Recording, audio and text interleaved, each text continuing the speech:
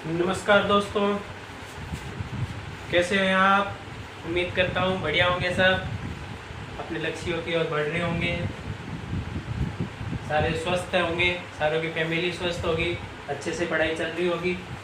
चलिए दोस्तों, अपने दोस्तों चर्चा चल रही थी पिछली क्लास में अपने वर्क से रिलेटेड कुछ कॉन्सेप्ट अपन ने पढ़े थे, जिसमें अपन ने एडवर्क के बारे में भी पढ़ा था, वर्क के बारे में भी पढ़ा था। आज अपने छोटे मोटे कोई वर्क से रिलेटेड ही कुछ कॉन्सेप्ट बचे हैं अपन दोस्तों, उनके बारे में जानते हैं। वर्क बहुत ही इंपॉर्टेंट टॉपिक है दोस्तों, इसमें से एक या दो क्वेश्चन पक्के आते हैं, चाहे वो रीट में या पटवार में, आपके दोनों में कम से कम एक या दो क्वेश्चन आपको जरूर मिलेगा। चलिए दोस्तों, आगे चर्चा करते हैं अपन। ये एक वर्क है दोस्तों, इसकी अपन ने चर्चा कर ली थी। इस वर्क के केंद्र से ये जो भुजा होती है वो क्या होती है दोस्तों, उस वर्क की त्रिज्या होती है। ये भी अपना चर्चा हो गई थी। आज अपन दोस्तों इससे आगे चर्चा करते हैं कि अगर इस केंद्र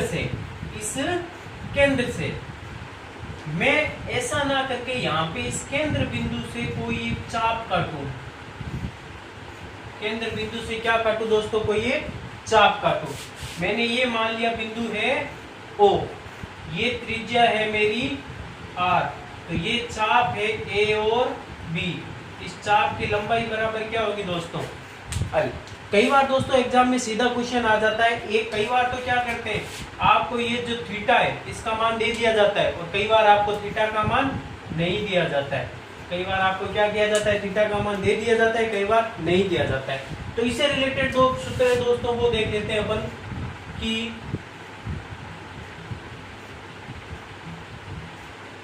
त्रिज्य खंड के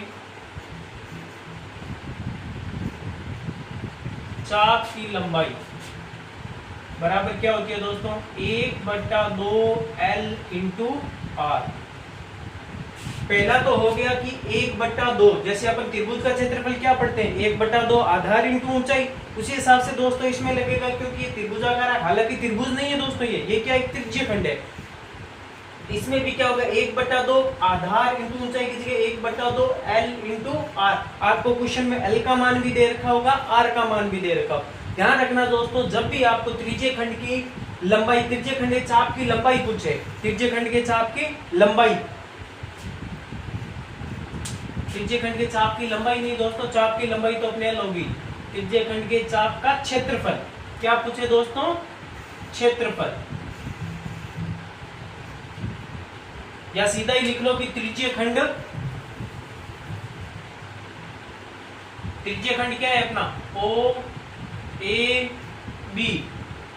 त्रिज्य खंड O A B का क्षेत्रफल बराबर 1/2 गुणा में L गुणा में R, या सीधा लिख दो 1/2 L इंटू R। दोनों क्या होते हैं, किसमें होते हैं दोस्तों, गुणा में, यानी 1/2 L इंटू R।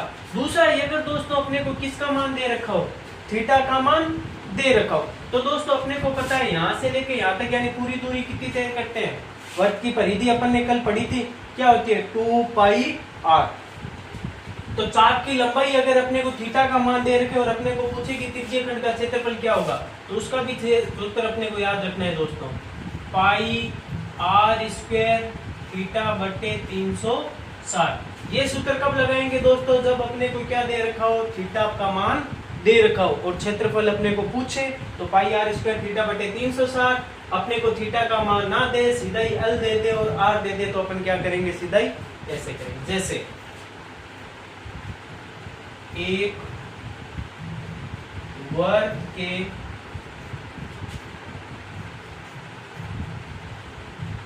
त्रिज्य खंड की लंबाई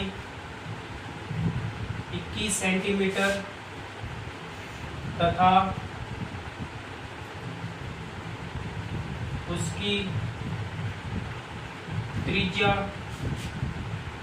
6 सेंटीमीटर हो, तो त्रिज्य खंड का क्षेत्रफल ज्ञात करो। दोस्तों इस क्वेश्चन में अपने को दे रखा है दोस्तों, क्या दिया है, थीटा का मान दिया है क्या, नहीं दिया है। अपने को क्या दिया, त्रिज्य खंड की लंबाई, लंबाई यानी l, और त्रिज्य खंड की त्रिज्या, त्रिज्या यानी वर्त की त्रिज्या बराबर कितनी देर की है, r। तो सीधा ही कौन सा सूत्र लगेगा दोस्तों, 1/2 l, l बराबर लंबाई कितनी देर की है दोस्तों, अपने को 21, r बराबर कितना देर का है दोस्तों, 6, 2 के पाने से कितनी बार, 3 बार। ये अपना आंसर आ गया, सेंटीमीटर स्क्वायर। आ रहा है समझ में दोस्तों। और यही अगर अपने को ऐसा ना देखे, वो अपने को क्या देते हैं कि एक वर्ग जिसकी त्रिज्या बराबर इतने सेंटीमीटर है, तो इसके तहत बनने वाले कोण अपने को दे देगा 60 डिग्री है, 90 डिग्री है, 120 डिग्री है। तो अपने को कौन सा सूत्र लगाना है, ये वाला। r का मान उसमें देगा अपने को, थीटा का मान अपने को देगा, दोनों में से एक चीज अपने को देगा। चलिए दोस्तों आगे चलते हैं।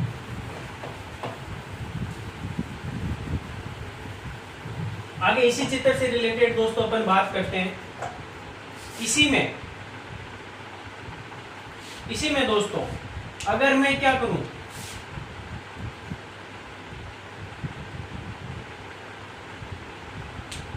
इसे हटा देता हूं, यहां से इसे यहां से हटा देता हूं, क्योंकि ये तो त्रिज्य खंड का कॉन्सेप्ट अपन ने पढ़ लिया। अब अगर यहां से मैं एक रेखा खींच देता हूं, यानी जीवा खींच देता हूं, तो दोस्तों ध्यान रखना, ये जो नीचे वाला जो वर्त होता है, ये कौन सा वर्त होता है, लघु वर्तखंड। और ये जो ऊपर वाला होता है, ये कौन सा होता है, दीर्घ वर्तखंड। ठीक है दोस्तों, यानी जब भी किसी भी वर्त को एक जीवा द्वारा काटा जाता है, तो उसके छोटे भाग को लघु वर्तखंड तथा बड़े वाले भाग को क्या कहा जाता है, दीर्घ वर्तखंड कहा जाता है। आपको क्वेश्चन में पूछेगा तो दोस्तों सीधा ही पूछेगा कि लघु वर्तखंड का क्षेत्रफल ज्ञात करो।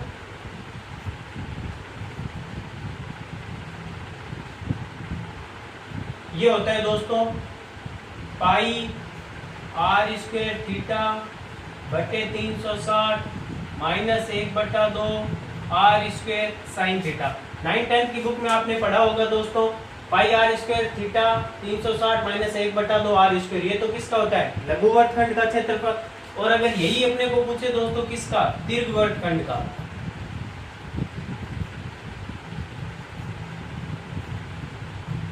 दीर्घ वर्तखंड का क्षेत्रफल, तो दोस्तों यहाँ पे सामने दिखाई दे रहा है, देखो अपने को अगर इसका क्षेत्रफल पूछेगा, तो मैं अगर इस पूरे वर्त के क्षेत्रफल में से लघु वर्तखंड के क्षेत्रफल को घटा दूं, तो मेरे बचा हुआ शेष भाग कौन सा हो जाएगा, दीर्घ वर्तखंड हो जाएगा। यानी दीर्घ वर्तखंड का क्षेत्रफल बराबर क्या होगा, वर्त का क्षेत्रफल माइनस लघु वर्तखंड का क्षेत्रफल। लघु वर्तखंड का क्षेत्रफल इस सूत्र से निकालेंगे, और वर्त का क्षेत्रफल दोस्तों आपको पता ही है पाई r स्क्वायर। दोस्तों इसमें अपने को समझने लायक चीज क्या, अभी ये सूत्र जो अभी अपन ने पढ़ा था कि पाई r स्क्वायर थीटा बटे 360, मैंने आपको बताया था कि जैसे यहाँ पे केंद्र है, केंद्र से एक चाप काटा गया है, केंद्र से क्या काटा गया है, एक चाप काटा गया। तो अगर सपोज दैट मैं मानूं ये चाप काटा गया इस केंद्र बिंदु O से, तो मेरे को इस थीटा का मान दे रखा होगा ना दोस्तों। तो हमेशा ध्यान रखना दोस्तों, अगर आपको किसी त्रिभुज में एक कोण और दो भुजा, ध्यान से सुनना दोस्तों, एक कोण और दो भुजा का मान आपको दे रखा हो, तो आप सीधा 1/2 r स्क्वायर साइन थीटा से उस त्रिभुज का क्षेत्रफल ज्ञात कर सकते हो। यानी लघु वर्तखंड का क्षेत्रफल अगर मेरे को कोई निकालने का कहता है, तो दोस्तों मैंने क्या किया है, देखो इस लघु वर्तखंड के क्षेत्रफल में मैंने क्या कर दिया कि लघु वर्तखंड के क्षेत्रफल में से इस त्रिभुज के क्षेत्रफल को मैंने क्या कर दिया, घटा दिया। तो मेरे किसका क्षेत्रफल ज्ञात हो गया दोस्तों, लघु वर्तखंड का क्षेत्रफल। हालांकि ये क्वेश्चन दोस्तों अभी तक रीट लेवल फर्स्ट में नहीं पूछा गया है, क्योंकि ये क्वेश्चन जो दोस्तों, ये जो सूत्र होता है, ये 9th और 10th क्लास में ज्यादा इंपॉर्टेंस है दोस्तों इसके, क्योंकि उसमें पूरा क्वेश्चंस आते हैं। तो ऑब्जेक्टिव टाइप में इसका क्वेश्चन आज तक आया नहीं, लेकिन फिर भी अपन देख लेते हैं। इसे उतार लिया होगा।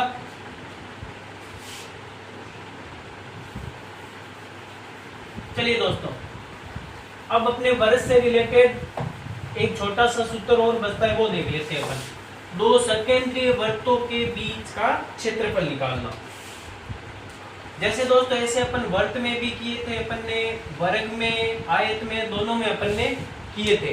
अपने को क्या दे रखा था, एक वर्ग दे रखा था और उसके बाहर एक दूसरा वर्ग अपने को दे रखा था।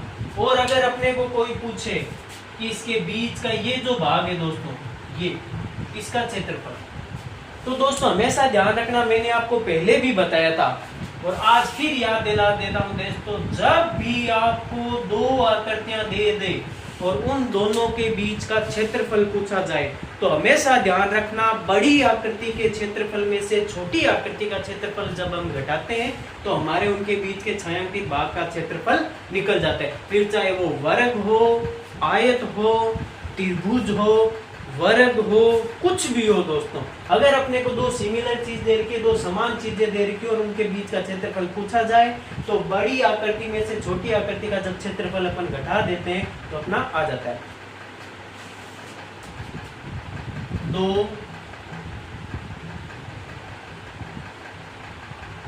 सकेंद्रीय वृत्तों के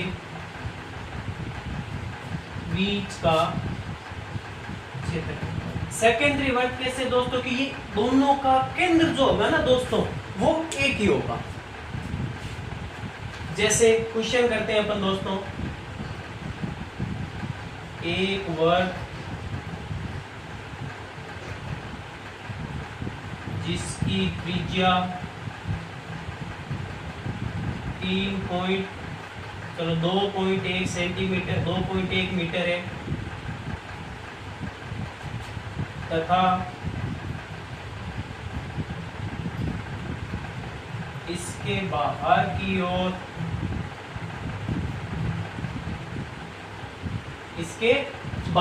ओर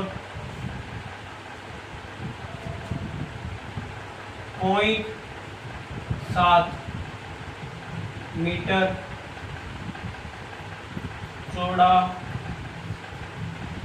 मार्ग बनाए तो इस मार्ग का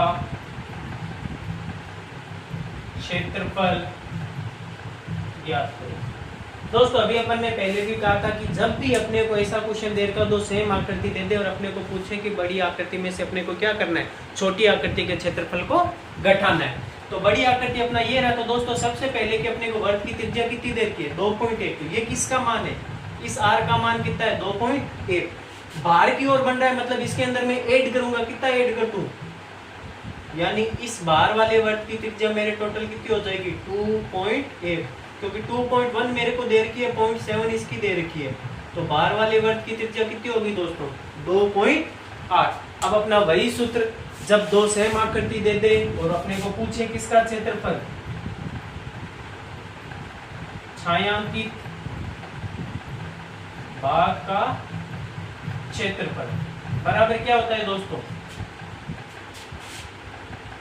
बड़े वर्ग का क्षेत्रफल माइनस क्या कर दो उसमें से, छोटे वर्ग का क्षेत्रफल। तो बड़े वर्ग का क्षेत्रफल यानी पाई आर स्क्वायर माइनस छोटे वर्ग का क्षेत्रफल, स्मॉल आर ले लिया मैंने, पाई आर स्क्वायर। पाई यहाँ पे भी है, पाई यहाँ पे भी है, तो पाई कॉमन आ गया, आर स्क्वायर और आर स्क्वायर, यानी यहाँ पे क्या बच गया, R square minus R square. दोस्तों इसको करने के दो तरीके हैं, इस सूत्र को मैं इस रूप में भी लिख सकता हूँ और इस सूत्र को मैं ऐसे भी लिख सकता हूँ, पाई आर प्लस आर और आर माइनस का आर। दोस्तों आपने एक ट्रिग्नोमेट्री में सूत्र पढ़ा होगा, ए का स्क्वायर माइनस बी का स्क्वायर, कौन सा, ए स्क्वायर माइनस बी स्क्वायर। दोस्तों ए का स्क्वायर माइनस बी स्क्वायर बराबर होता है ए प्लस बी और ए माइनस का बी। दोस्तों ऑब्जेक्टिव टाइप में आपको पूछा भी जा सकता है कि वर्ग का क्षेत्रफल बराबर होता है, छायांकित दो सकेंद्रीय वर्ग का दो वर्ग दे देंगे और पूछेगा क्षेत्रफल बराबर होता है। तो आपको ये भी पूछ सकता है पाई आर प्लस 1 आर माइनस 1, ये भी आपको ध्यान में रखना है क्योंकि इसी सूत्र को रूपांतरित करके उसने ऐसा लिख दिया। उस टाइम अपने दिमाग में ये रहता है कि बड़े में से छोटे को घटाओ, ये तो है ऑप्शन में, अगर ये मिले तो आपको ये भी करना है, ये या ये दोनों सेम ही चीजें, क्योंकि इसी का विस्तारित रूप कौन सा है दोस्तों, ये तो अगर आपको इजी लगे कि नहीं मैं 2.8 का वर्ग कर सकता हूँ तो ऐसे कर सकते हैं, वरना एक बार जोड़ो एक बार घटाओ, अपन ऐसे आंसर निकाल सकते हैं। तो देखो दोस्तों, पाई की जगह मैंने पाई का मान रख दिया 22/7, आर का मान मेरे 2.8 प्लस 2.1, एक बार जोड़ दिया 2.8 माइनस 2.1, एक बार क्या कर दिया घटा दिया, तो 22/7 का 22/7 गुणा में 2.8 में 2.1 जोड़ूंगा तो मेरा कितना हो जाएगा दोस्तों 4.9, 2.8 में से 2.1 घटाऊंगा तो कितना बच जाएगा पॉइंट का 7, पॉइंट घटा बटे में 10, पॉइंट घटा बटे में 10, 7 से 7 कट गया। अब दोस्तों इसे मत काटो, क्योंकि इसे अगर अभी काटोगे आप तो बाद में कोई ना कोई चीज बचेगी, कोई ना कोई डिजिट नीचे बचेगी, उस डिजिट का फिर आपको दोबारा भाग देने पड़ेगा, तो कैलकुलेशन क्या हो जाएगी, टफ हो जाएगी। तो आप बटे में जो भी संख्या है, जीरो जितने भी बटे में हमेशा है दोस्तों, तो उसका कैंसिल करने से कम बचो, क्योंकि हमेशा ध्यान रखना लास्ट कैलकुलेशन करने के बाद जितने जीरो होते हैं उतने काउंट करके आप उसमें क्या सकते हो, पॉइंट लगा सकते हो। जैसे मेरे ऊपर बच गया 49 को मेरे को गुणा करनी है 22 से, तो 49 को 22 से गुणा करूंगा दोस्तों तो कितना आएगा,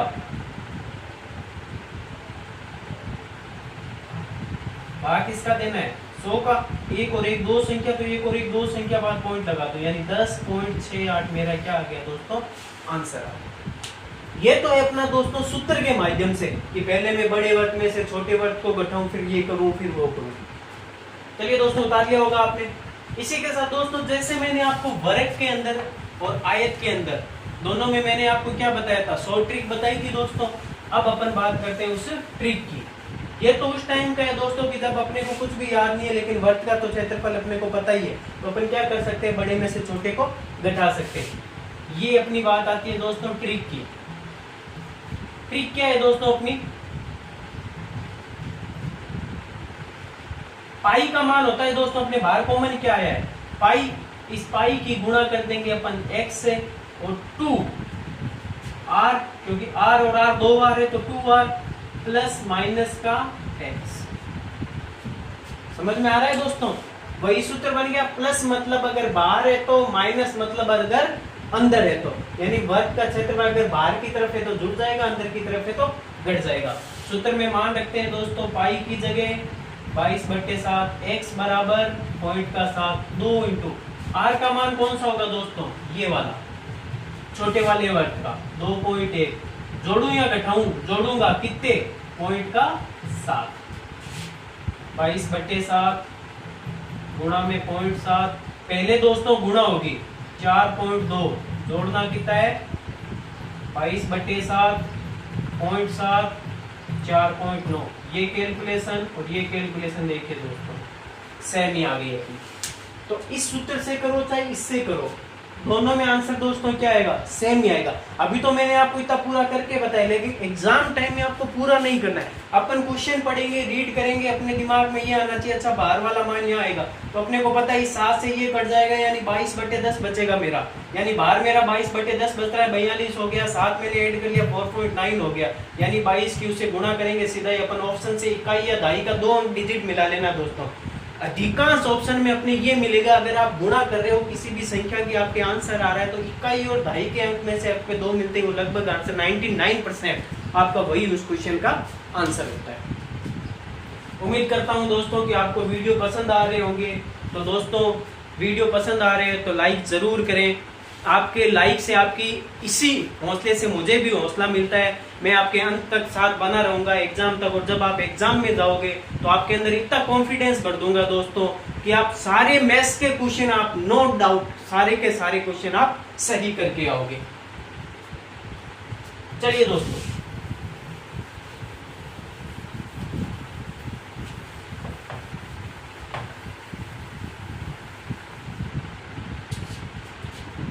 नेक्स्ट इंपोर्टेंट है दोस्तों, इंपोर्टेंट लगा लेना, वेरी वेरी इंपोर्टेंट। क्षेत्रफल में प्रतिशत वृद्धि या कमी, ये टॉपिक दोस्तों जब मैंने आपको वर्ग पढ़ाया था, जब मैंने आयत पढ़ाया था, तभी मैंने आपको कहा था, एक सूत्र लिखाया था, मैंने कहा ये सूत्र आपके चाहे आप कोई भी कर लेना, चाहे प्रॉफिट एंड लॉस वाली प्रश्नावली कर लेना, चाहे समानुपात अनुपात वाली प्रश्नावली कर लेना, चाहे वर्त पढ़ लो, चाहे आप आयत पढ़ लो, वर्ग पढ़ लो, सब में सिमिलर एक ही सूत्र काम आएगा। मैं आपके सामने दोस्तों सूत्र नहीं लिख रहा हूँ, पहले मैं आपके सामने 3 क्वेश्चन लिख रहा हूँ। आप उन तीनों क्वेश्चनों के 13 सेकंड में आपके आंसर आएंगे दोस्तों। तीनों क्वेश्चन की लैंग्वेज अलग है, आपको क्वेश्चन को समझना है कि वो क्वेश्चन में मुझसे पूछना है क्या चाह रहा है, उसके बाद आपको अपने आंसर्स देने। चलो मैं आपके सामने सूत्र लिख ही देता हूं दोस्तों। अपन ने क्या पढ़ा था, plus minus A plus minus B plus minus A B बटे 100। इसके अलावा दोस्तों अपने को दूसरा कोई सूत्र याद नहीं रखना है। प्रॉफिट वृद्धि दे कमी दे कुछ भी दे, अपना यही रहेगा। चलिए दोस्तों क्वेश्चंस के बारे में चर्चा करते हैं। यदि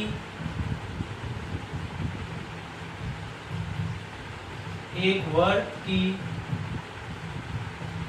त्रिज्या में 10% की वृद्धि कर दी जाती है तो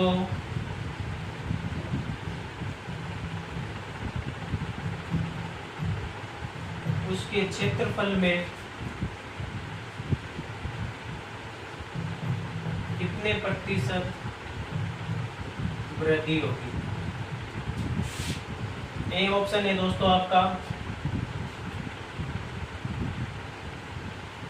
21%, बी ऑप्शन है आपका दोस्तों 10%, सी ऑप्शन है दोस्तों आपका 110%, डी ऑप्शन है दोस्तों आपका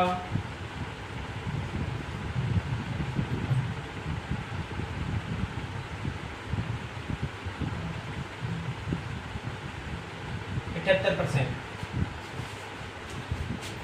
दूसरा क्वेश्चन लिखता हूं मैं दोस्तों। यदि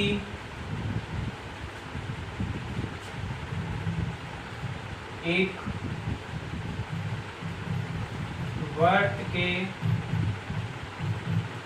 व्यास में 50% वृद्धि कर दी जाती है तो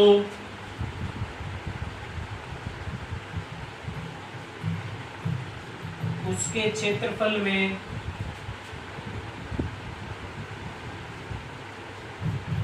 होने वाली प्रतिशत वृद्धि होगी। ए ऑप्शन आपका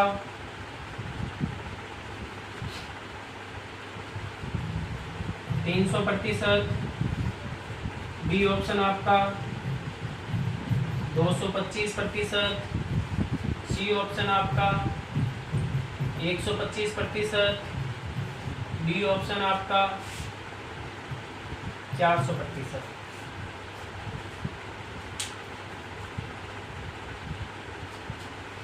चलिए दोस्तों, उम्मीद करता हूं आपने अपने अपने दोस्तों आंसर सोच लिए होंगे अपने माइंड में। चलिए दोस्तों, पहला क्वेश्चन कह रहा है कि एक वर्ग की त्रिज्या में 100% की वृद्धि कर दी जाए। 10% की वृद्धि कर रहा है दोस्तों।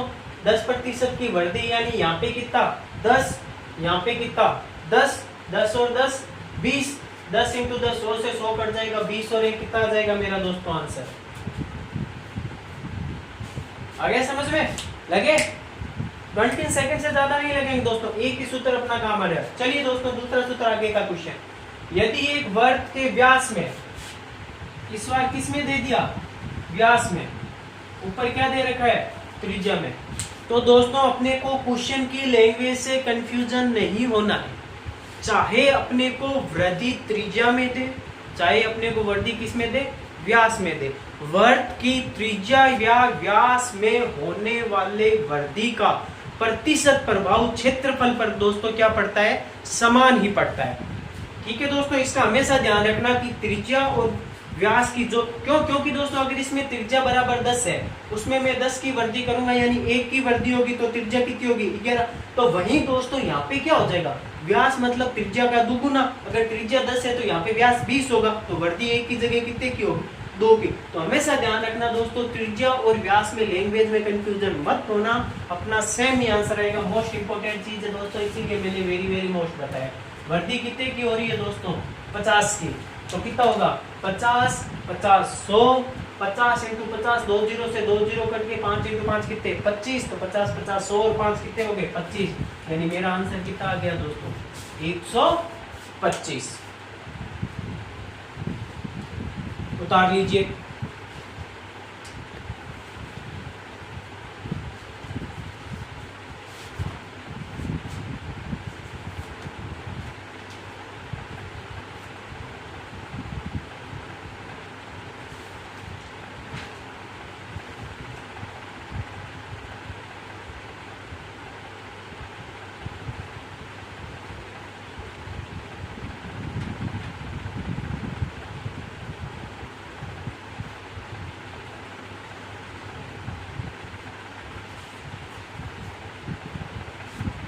उतार लिया होगा दोस्तों।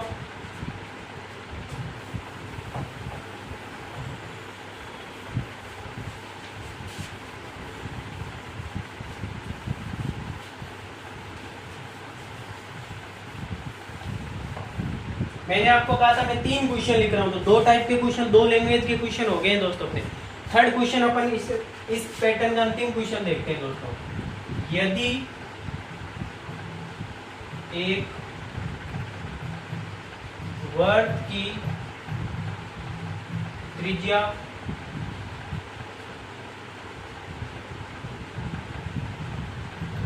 37.5 सेंटीमीटर हो तथा इसमें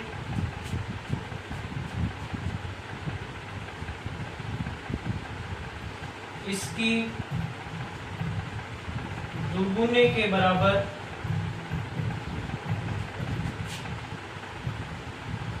वृद्धि कर दी जाती है, तो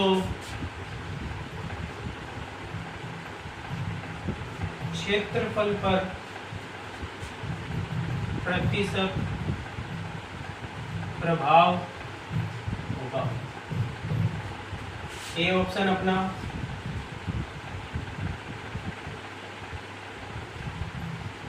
200%, 150%, 300%, 100%। 4 ऑप्शन है आपके पास दोस्तों। अभी वाला सेम ही क्वेश्चन है, सेम ही लैंग्वेज है दोस्तों। अपने को कुछ नहीं करना, अपने को क्या दे रहा है, अपने को दोस्तों आंकड़ों से कोई मतलब नहीं है। अपने को चाहे कोई आंकड़ा दे रखा हो या ना हो, आंकड़ों से अपने को कोई लेना देना नहीं है। अपने को तो क्वेश्चन का पैटर्न देखना है कि क्वेश्चन के पैटर्न में उसने क्या पूछा है। वो क्या कर रहा है दोस्तों, वृद्धि या कमी कर रहा है, वृद्धि या कमी कर रहा है, और अपने को पूछ रहा है कि प्रतिशत प्रभाव क्या होगा। तो अपना एक ही सूत्र लगेगा, 2 गुना, 1.5 गुना, 4 गुना, 3 गुना। दोस्तों पिछली वाली क्लास में मैंने आपको टेबल बनाई थी, अगर आपको याद हो तो।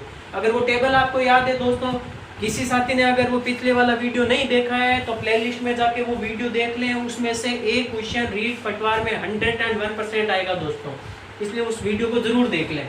और उसमें देख लेना दोस्तों, मैंने टेबल बनवा रखी, उसमें मैंने आपको बताया था 2 गुना होता है तो कितनी वृद्धि करनी है, प्रतिशत में 3 गुना होता है तो कितनी करनी है। तो दोस्तों यहाँ पे 2 गुना कर रहा है, मतलब इसकी जगह मैंने कितना रख दिया 100, 100, 200, 100 इंटू 100 तो 100 कट जाएगा 300, तो मेरा आंसर कितना आ जाएगा दोस्तों 300। उम्मीद करता हूं दोस्तों आपको वीडियो पसंद आ रहे होंगे। आपका प्यार, आपका साथ, आपके कमेंट देखता हूं ना दोस्तों, तो मुझे भी उससे क्या एक ताकत सी मिलती है कि आप इतना सपोर्ट कर रहे हैं, आप इतनी मेहनत और लगन के साथ अपने लक्ष्य की ओर बढ़ रहे हैं, आप अपने लक्ष्य की ओर कितने तत्पर हैं। मैं ईश्वर से कामना करता हूं कि आप सभी अपने घरों में होंगे, स्वस्थ होंगे और अपने लक्ष्य की ओर तत्परता से बढ़ रहे होंगे। मैं कामना करता हूं ईश्वर आपकी हर मनोकामना को जल्दी से जल्दी पूरा करे और अपने लक्ष्य की ओर इसी प्रकार से बढ़ते रहें। और आपका साथ, आपका प्यार यूं ही मिलता रहे। वीडियो को लाइक सब्सक्राइब जरूर करें दोस्तों, आगे से आगे शेयर करें ताकि आपके किसी भी साथी को भी ये वीडियो देखने को मिले और वो भी इसका फायदा उठा सके। इसी के साथ मैं आज की क्लास को यहीं विराम देता हूं दोस्तों। जय हिंद, जय भारत।